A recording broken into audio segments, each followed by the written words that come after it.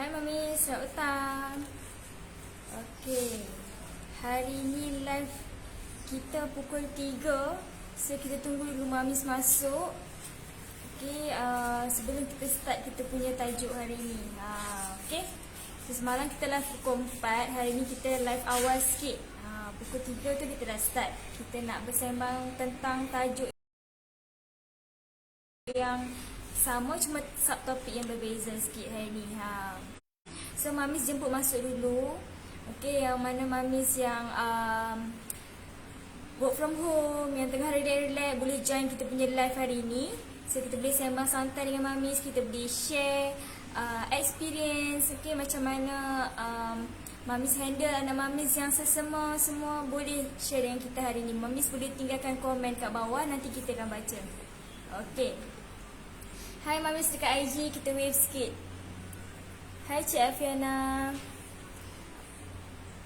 Apa tu? Dekat IG, Syafi Bahari. Hai. Hai Mamis dekat Facebook. Okay. So, Mamis jemput masuk dulu. Kita tengok sikit. Alright. So, Assalamualaikum Malaysia dan seantero dunia. Bersama dengan saya Cik Hana dalam Rumi Today. Nikmati detik berharga Rumi. Okey, Mami, selamat petang. Tajuk kita hari ni sama juga. Okey, minggu ni lah. Minggu ni kita nak bersembang tentang sesama. Okey, kalau semalam kita sembang tentang simptom. Kita dah tahu dah serba sikit simptom bayi sesama kan. Okey, so hari ni kita nak tahu pula punca. Okey, tajuk kita hari ni punca bayi sesama. Okey, so Mamis yang mana ada kelapangan boleh join kita punya live hari ni. Okey, mana Mamis yang work from office, yang kena pergi office, okey, jangan lupa penjarakan sosial, sanitize tangan selalu dan patuhi SOP yang telah ditetapkan, okey? Alright, so Mamis, macam semalam Cik Hana ada cakap, kita ada bersembang sikit tentang simptom-simptom bayi sesama. Okay. Sesama ni dia tentang jangkitan yang berlaku pada saluran pernafasan bayi, okay, di bahagian hidung dan juga tekak. Okay. So sebab tu dia kacau sistem pernafasan kat situ. So sebab itu, okay, bayi ni hidung boleh tersumbat, hidung berair. Itu merupakan kira macam simptom utama yang bayi tu akan mengalami sesama. Alright. Okey, so semalam tentang simptom, hari ni tentang punca pula. Okey. Virus sesama ni, okey, yang dikatakan virus ni sebab dia akan memasuki kawasan mulut, kawasan hidung dan juga mata. Sebab tu bila kita, orang dewasa sendiri, bayi pun bila sesama, elakkan pegang tangan bayi ataupun kita sendiri elakkan sentuh kawasan mulut, kawasan mata, okey, sebab dia akan bagi jangkitan juga dekat bahagian yang kita pegang tersebut. Okey. Alright, so virus sesama ni, jangkitan virus dekat saluran pernafasan ni, okey, kawasan hidung, kawasan tekak ni, dia disebabkan oleh satu daripada lebih daripada 100 virus. Okey, untuk bayi, untuk kanak-kanak yang prasekolah sekalipun, okey, kebiasaannya akan mengalami sesama 7 hingga 8 kali satu tahun. Setahun 7 ke 8 kali. Alright. So sebab apa? Bayi ni dia mudah kena jangkitan, okay, jangkitan virus, jangkitan bakteria sebab dia punya sistem imun badan dia masih lagi lemah. Okay, sebab tu bayi dia senang kena jangkitan-jangkitan penyakit. Okay. So sekarang kita nak tahu punca. Okay, punca bayi sesama. Okay. So yang pertama disebabkan oleh titisan air. Okay, titisan air yang macam mana? Maksudnya kat sini apabila seseorang, okay, orang dewasa ataupun ibu bapa yang menghadapi batuk, okay, batuk, bersin, bercakap, okay, secara langsung dia boleh menyebarkan virus tu kepada bayi. Sebab tu bila kita macam Cik An cakap tadi, dia punya sistem imun badan dia masih lagi lemah. Okay, so sebab tu bila kita dah nampak ada simptom-simptom sesama tu, okey, elakkan untuk bersentuhan dengan bayi. Maksudnya macam bukan dia tak boleh sentuh, tapi bila kita bersin, bila kita batuk, kita cuci tangan kita cepat-cepat, okey. Cuci tangan dengan sabun semua, kira kita jaga hygiene kat situ. Barulah kita pegang bayi. Sebab apa, bayi ni dia senang kena infection tu. So kalau kita batuk, kita bersin, kita tak basuh tangan lepas tu, boleh menyebabkan jangkitan tu transfer dekat baby tu. Right. So itu yang pertama, titisan air. Okey, yang kedua melalui sentuhan secara terus. Okey, sentuhan secara terus yang macam mana? Okey, bila seseorang tu dia mempunyai sesama, okey, bila dia mempunyai sesama dan dia menyentuh tangan bayi, okey, boleh menyebabkan virus sesama tu berpindah kepada bayi dan bayi boleh dijangkiti selepas menyentuh muka dan juga kawasan mulut. Contohnya bila kita sesama, lepas tu kita pegang tangan bayi, bayi kan dia suka tonyoh mata dia, jadi mulut dia, okey, menyebabkan jangkitan tu merebak lah. Mula dekat tangan, lepas tu dekat mata, lepas tu dekat mulut. Okey, so macam Cik Ana cakap tadi, bila kita ada simptom tu sebagai ibu bapa, bila ada simptom tu dekat kita, simptom sesama tu, okay, bila kita batuk, bersin dan batuk, bersin, terus basuh tangan, barulah kita sentuh bayi. Okey. So yang ketiga ni permukaan yang tercemar. Permukaan yang tercemar yang macam mana? Okay, setengah virus ni dia hidup dekat permukaan selama 2 jam atau lebih lama.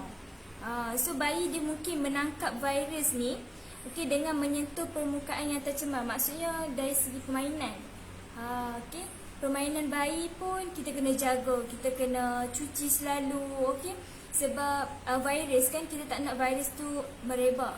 Sebab virus ni dia hidup dekat permukaan yang selama 2 jam atau lebih lama. Itu bahayanya dia. Tapi ada juga faktor lain yang menyumbang, yang menjadi punca bayi ni sesama. Salah satunya ialah faktor cuaca. Okey, faktor cuaca, debunga, alahan pada debunga, alahan pada bulu, macam bulu-bulu kucing semua dia tak boleh kan. Habuk, alahan pada habuk, dan juga asap. Asap apa? Asap rokok.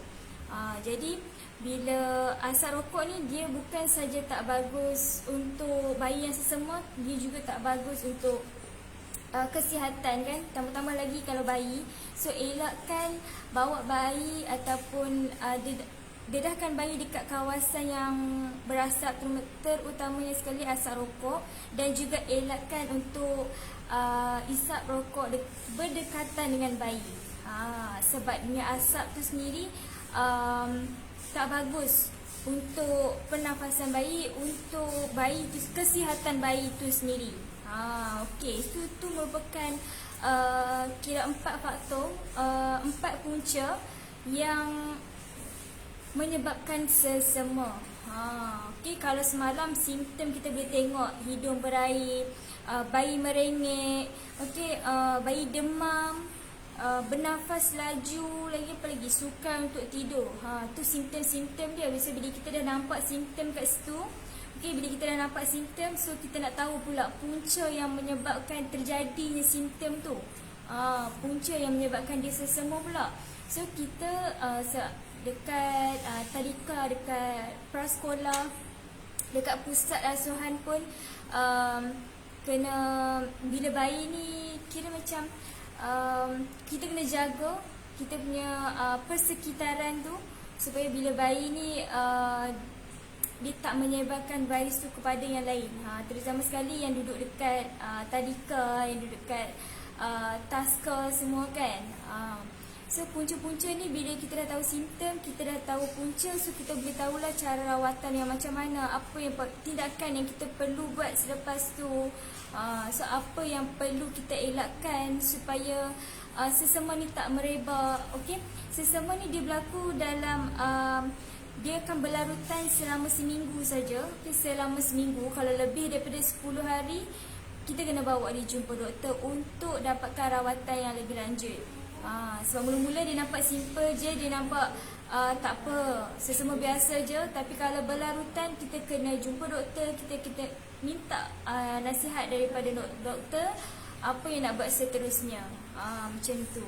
Yang penting kita jaga persekitaran kita, kita kena jaga hygiene, okey, kebersihan supaya tak efek dekat bayi yang kita tahu dia punya sistem imun badan dia masih lagi rendah, masih low lagi, masih baru lagi kan. Okey, so bila kita dah tahu punca-punca dia, kita boleh tahu rawatan yang perlu diambil seterusnya. Okey, so mamis yang mana kita hi sikit mamis, wave sikit kat IG. Hai mamis. Okey, hai mamis Nur Humairah Abdul Aziz. Hai. Okey, so mamis yang mana nak share dengan kita macam mana mamis handle anak mamis kan bila dia sesama. Yelah, bila bayi ni dia sakit, dia akan merengek, dia nak attention daripada kita kan. So macam mana mamis handle, macam mana rawatan apa yang mamis buat. Mamis boleh share je dekat kita, boleh komen je dekat bawah, boleh DM kita juga. Okay, boleh DM kita, boleh WhatsApp kita. Okay, kalau mamis malu nak komen dekat bawah, boleh je DM kita, WhatsApp kita untuk share pengalaman journey mamis mengatasi ataupun handle anak yang mengalami selsema, yang pernah mengalami selsema. So nanti kita boleh share dekat mamis yang lain juga. Okay, macam mana mamis buat. So nanti semua akan dapat ilmu yang sama lah, macam tu. Okay, so mamis, kejap kita tengok dekat Facebook. Oh, saya tak nampak Cik Aisyah cakap. Cik Aina. Hai mamis dekat Facebook dengan IG. So mamis yang mana yang tak sempat tengok live kita daripada awal tadi, jangan risau sebab kita akan post balik dekat IGTV. So mamis boleh tengok balik daripada first sampai last. Semalam kita bercakap tentang simptom kan. Hari ni kita bercakap tentang punca pula. Besok kita nak cakap tentang apa pula. Kiranya minggu ni kita punya tema tentang selsema. Okey, selsema pada bayi. So setiap hari ada je tajuk baru yang kita nak share dengan mamis. Okey, ada je ilmu baru yang kita nak share dengan mamis. Mamis pun boleh share dengan kita. Boleh DM kita, boleh WhatsApp kita. Okey. So mamis kalau tak ada apa-apa soalan, kita jumpa lagi untuk live esok hari. Okey, tentang apa pula? Okey, mamis tunggu kita punya update. Stay tune. Alright. So sampai sini je live kita untuk hari ini. Kita jumpa esok. Okey. Bye. Assalamualaikum.